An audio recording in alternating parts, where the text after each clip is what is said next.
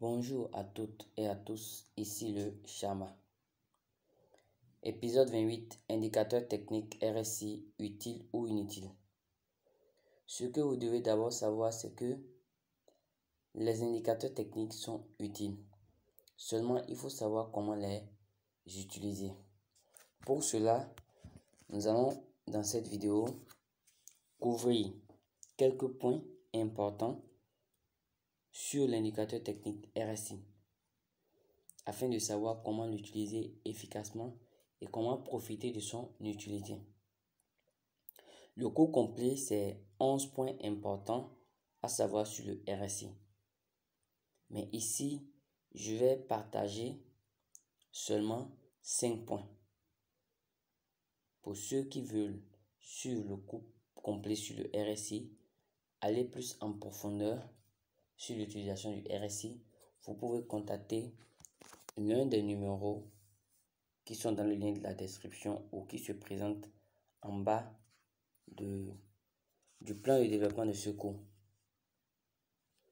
D'abord, vous devez savoir que le RSI est un indicateur, un leading indicator. Un leading indicator, c'est un indicateur qui donne une orientation, qui donne la direction des coûts avant que les prix ne prennent cette direction. Un leading indicator donne beaucoup de faux signaux. Une fois encore, parce que elle mesure la dynamique du marché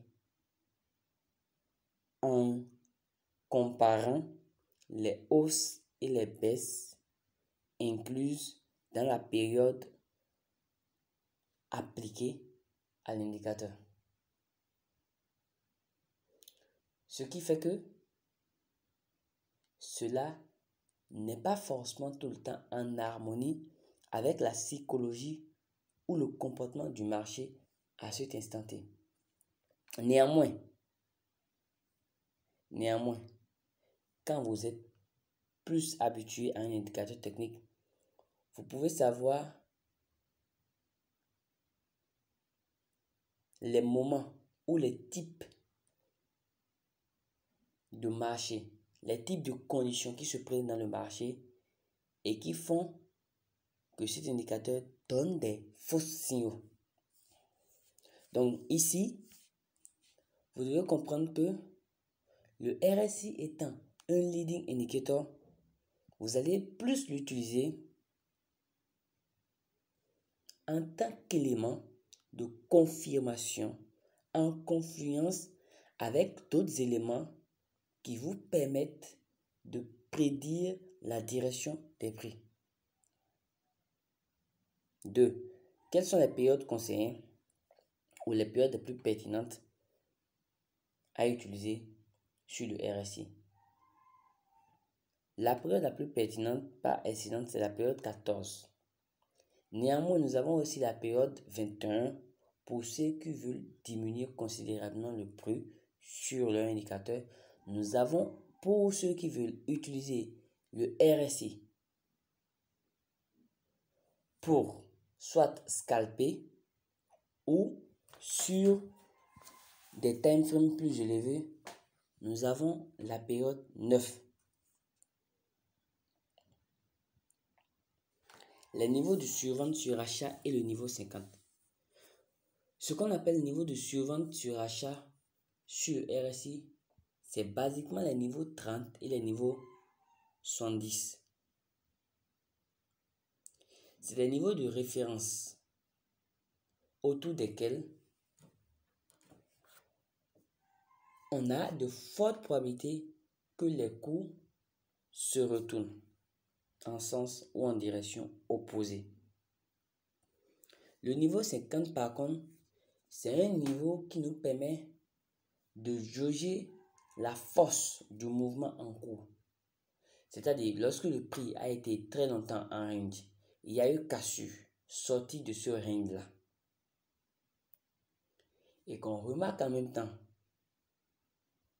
qu'il y a ensuite une cassure du niveau 50,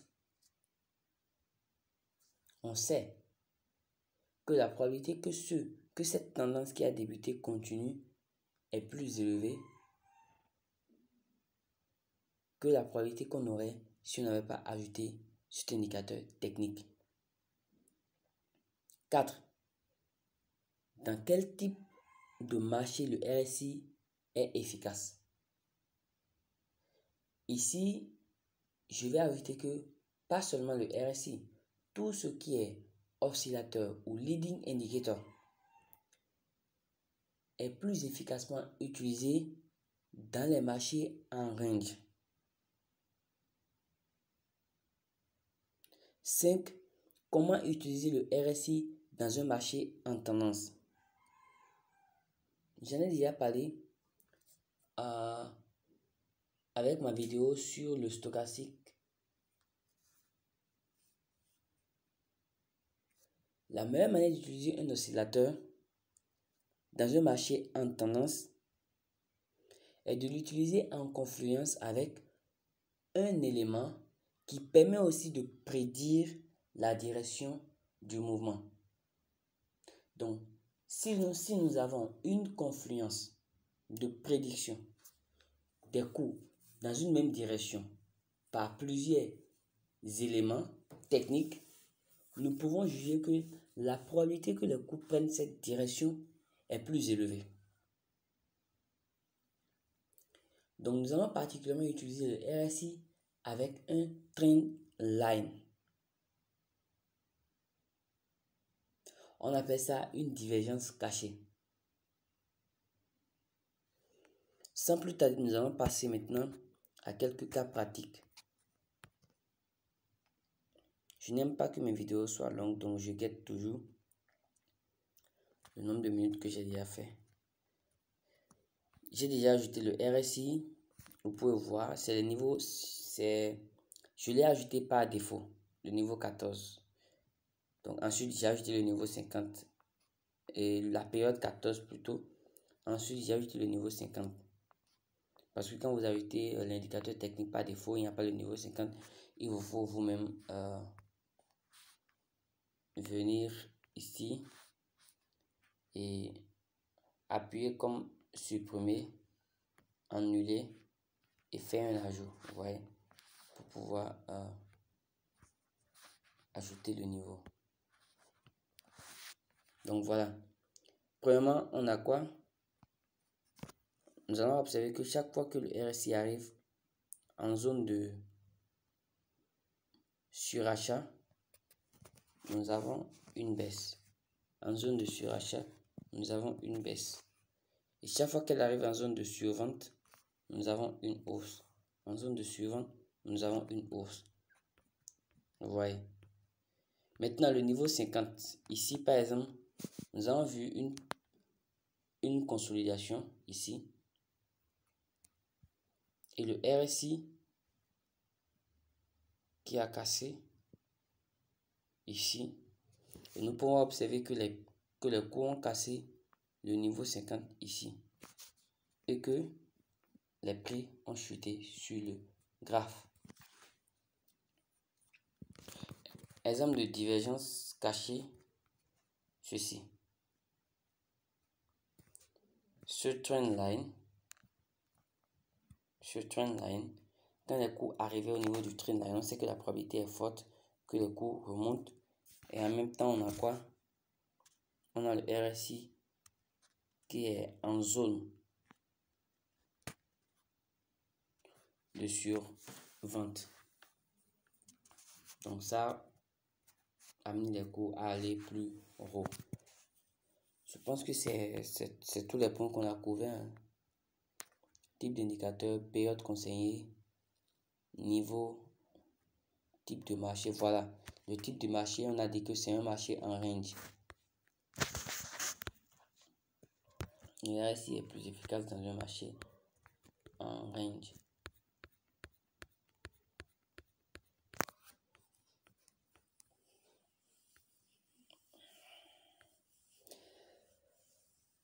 Voilà, je pense que ça c'est une étape du marché en range.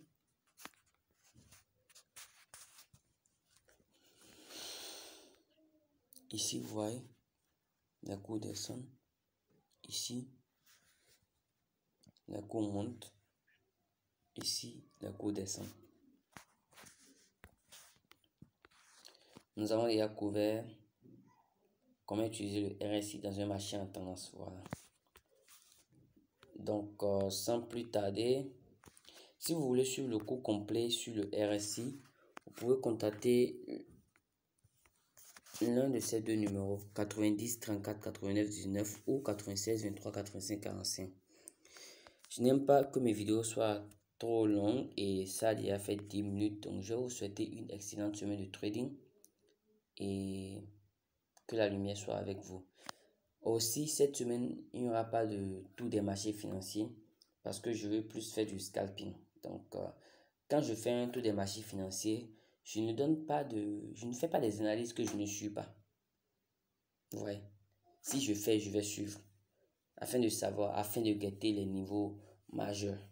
Maintenant, peut-être je peux donner des signaux gratuits, je ne sais pas, mais je vais plus me focaliser sur le scalping avec mes étudiants. Donc, il n'y aura pas de tout des marchés financiers cette semaine. Si vous n'avez pas encore de compte de trading, vous avez le lien pour vous inscrire. Vous avez la vidéo YouTube pour vous inscrire aussi. Et je vous dis merci.